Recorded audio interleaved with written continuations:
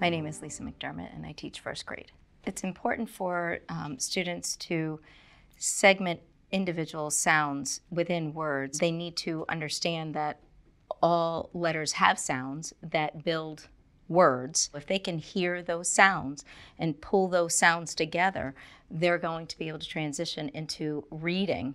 I use Elkonin sound boxes to help the children hear sounds that put words together. So each time that they're making a sound, they're pulling that sound into the box and trying to form each sound together to create a full word.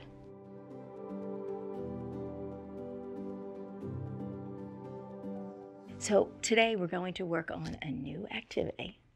We're going to be listening to a word, and we're going to be separating the sounds to a word, and then we're going to put the sounds together and make that word.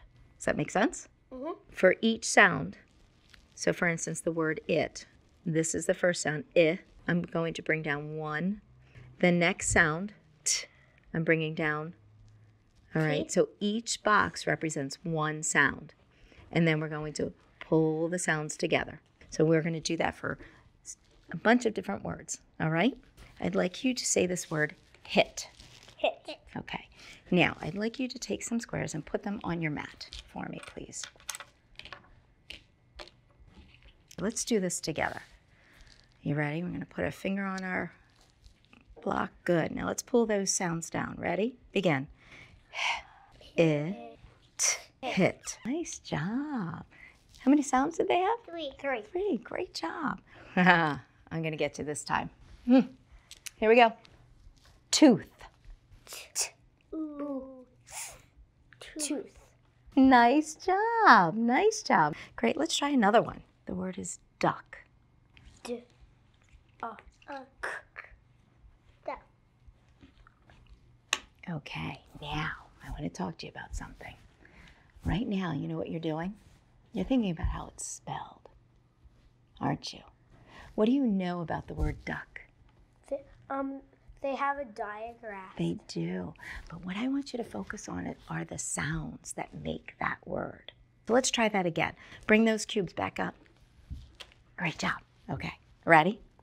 Let's do duck again. Begin. Duck. Excellent job. In this practice, because the children are learning so much about words, not just in learning how to read, they're learning how to spell.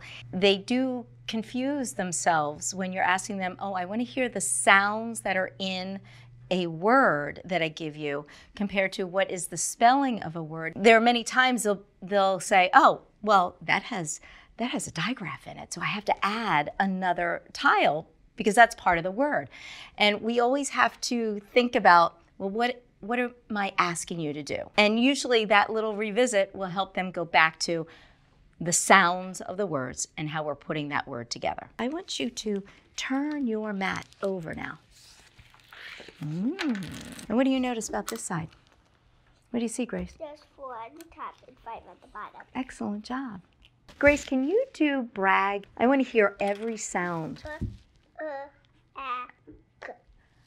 If a student has an articulation difficulties, you might assume that these sound boxes wouldn't be as effective for them to learn, but they still are able to isolate sounds, and it doesn't seem to affect their building of a word.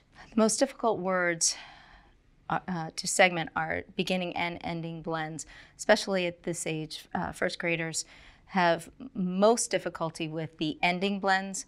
A lot of times I use these sound boxes to teach children about blends. It's a little bit easier for them to pronounce those words and really understand that, oh, there's more sounds to those words. The multisensory aspect of Elkonin sound boxes help with not only hearing the sounds, but also with the kinesthetic piece of it.